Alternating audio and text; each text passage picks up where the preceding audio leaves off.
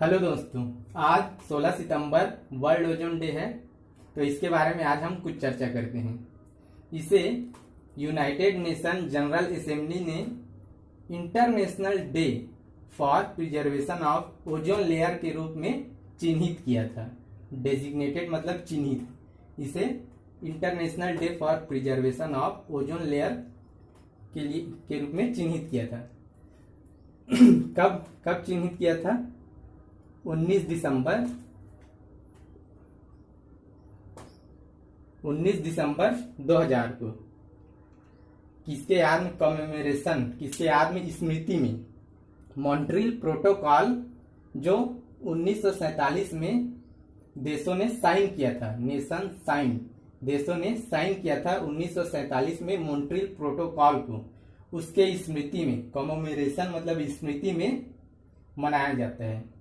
तो इसे world ozone day के 16 सितंबर को वर्ल्ड ओजोन डे के international day for preservation of ozone layer की तरह मनाएंगे। ये कब बोला गया था, प्रोक्लेम किया गया था? 1994 में।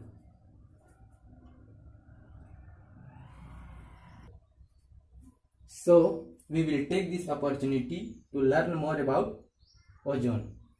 तो ओजोन क्या है? ओजोन दो प्रकार के होते हैं, गुड ओजोन,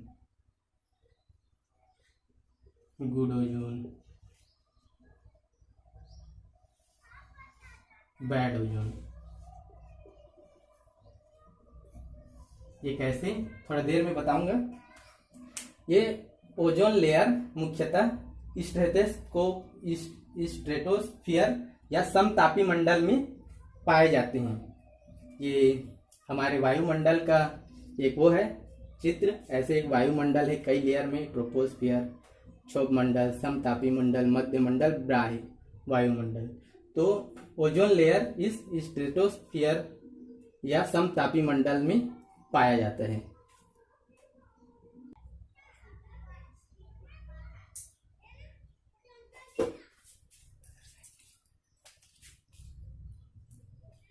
पवन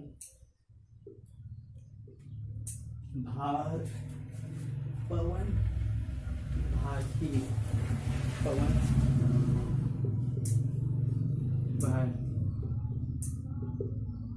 अगस्त 1985।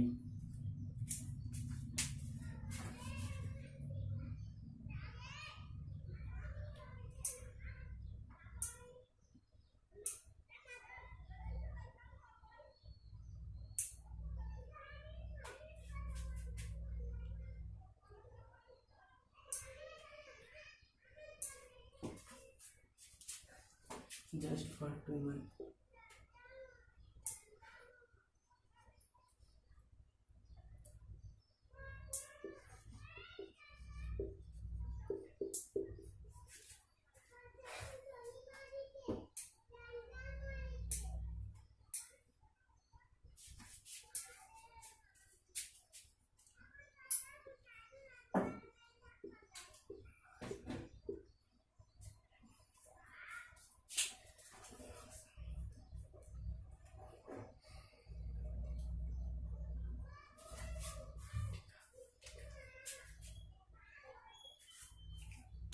तो यहीं उठा के जाता हूँ, बार बार इधर उधर नहीं जाऊँ। जस्ट फॉर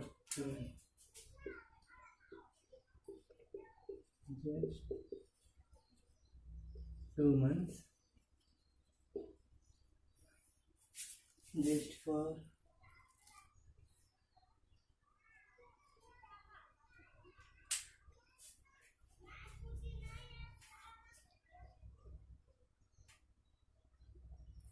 अब ओजोन के बारे में कुछ। ओजोन एक पॉइजनस गैस है। तो हमारे किस काम का? मैंने अभी बताया था, 2 लेयर होते हैं, एक ट्रोपोस्फियर, फिर ऊपर स्ट्रेटोस्फियर।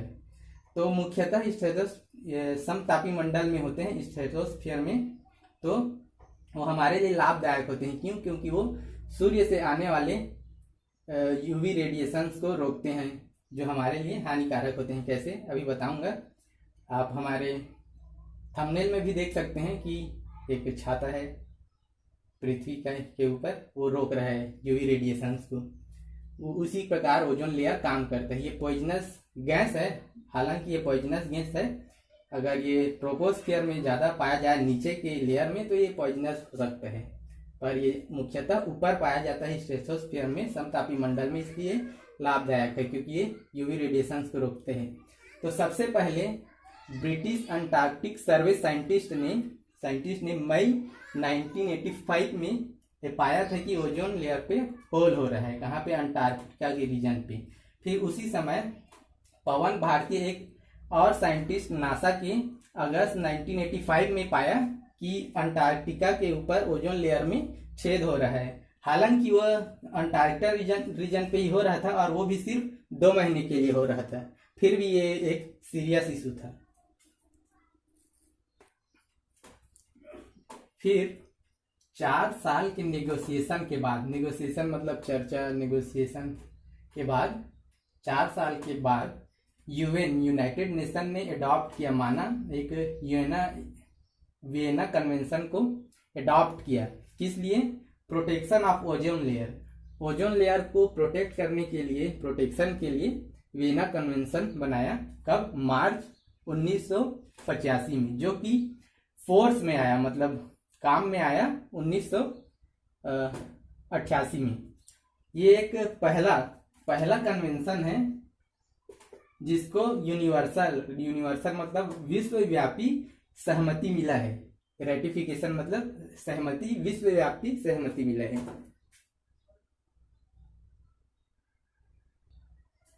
फिर ये वियना कन्वेंशन लीगली सभी पे बाइंडिंग नहीं था और उसमें कोई ज्यादा टारगेट कंटेन नहीं करता था। तो फिर मॉन्ट्रियल प्रोटोकॉल आया, मॉन्ट्रियल प्रोटोकॉल बनाया गया on substance that contain that deplete ozone layer. फिर जो सब्सटेंस डिप्लेट करते हैं, मतलब खनन करते हैं किसका? ओजोन लेयर का, उस पर एक मॉन्ट्रियल प्रोटोकॉल आया 1987 पे। और वो फोर्स में कब आया, मतलब उपयोग में 1989 पे। तो इसी मॉन्ट्रियल प्रोटोकॉल को साइन किया गया था, उसी कारण आज ओजोन डे मनाया जाता है। तो मॉन्ट्रियल प्रोटोकॉल क्या है कि सब्सटेंस जो ओजोन लेयर को डिप्लीट करता है उसमें कुछ प्रतिबंध लगाए गए हैं।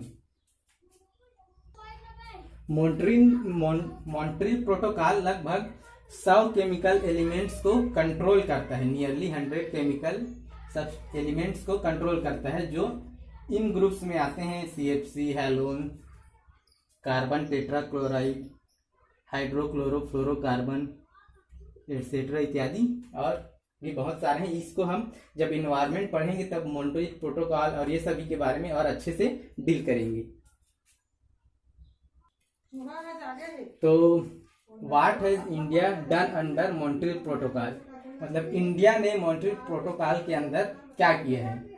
Union ministry of environment, forest and climate change ने CFC कार्बन क्लोरोफ्लोरोकार्बन के प्रोडक्शन और कंजप्शन को कम कर दिया है। एक्सेप्ट मतलब अपवाद है इसे कुछ मीटर डोज इनहेलर्स MDI, जो कि अस्थमा पेशेंट के लिए उपयोग होता है। उसके अलावा बाकी में CFC का यूज और प्रोडक्शन और उपयोग कम कर दिया था। कब से? अगस्त 1, 2008 से। फिर मीटर डोज इनहेलर्स में भी फेज आउट किया कब से? दिसंबर 2012 से। और कार्बन टेट्राक्लोराइड और हैलोन्स से भी कार्बन टेट्राक्लोराइड और हैलोन्स का भी प्रोडक्शन एंड कंजम्पशन कम किया 1 जनवरी 2010 से। और ये सब universal ministry of environment, forest और क्लाइमेट चेंज के अंदर ओजोन सेल है उसके द्वारा किया जा रहा है। तो जो ओजोन लेयर के डिप्लेशन के कारण यूवी रेज आ रहे हैं, उससे क्या क्या हानि हो सकती है? पहला स्किन कैंसर हो सकता है, आई कैटरेक्ट मतलब रतौंधी, जो यूवी बी है अल्ट्रावायलेट रेस बी से रतौंधी, आई कैटरेक्ट भी होता है। और एजिंग ऑफ स्किन मतलब चेहरे पे झुर्रियाँ बनने लग जाती है। ये सब इसके हार्मफुल इफेक्ट्स हैं। तो हम क्या कर सकते हैं? ये कुछ ओजोन डिप्लीटिंग सब्सटेंस मतलब जो ओजोन को डिप्लीट करते हैं, क्षरण, डिप्लीशन मतलब क्षरण, ओजोन की डिप्लीशन करते हैं ऐसे कुछ सब्सटेंस है उनका हम उपयोग कम कर सकते हैं, जैसे क्लोरोफ्लोरोकार्बन रेफ्रिजरेटर्स में उपयोग होता है तो उसका हम उपयोग कम करें, प्लास्टिक फोम्स, सिंथेटिक रबर्स का उपयोग कम करें। तो आज के दिन आप लोग भी ये कीजिए और आज से रेफ्रिजरेटर्स का उपयोग, प्लास्टिक फोम्स, सिंथेटिक रबर्स का, ये सब का उपयोग कम कर दीजिए। धन्यवाद। और बाकी सब चीज जो वियना कन्वेंशन, मॉन्ट्रियल प्रोटोकॉल है, ये सब को अब हम अच्छे से और डीप में स्टडी करेंगे इन्वायरमेंट के सेक्शन में। तो अभी के लिए इतना ही, धन्यवाद।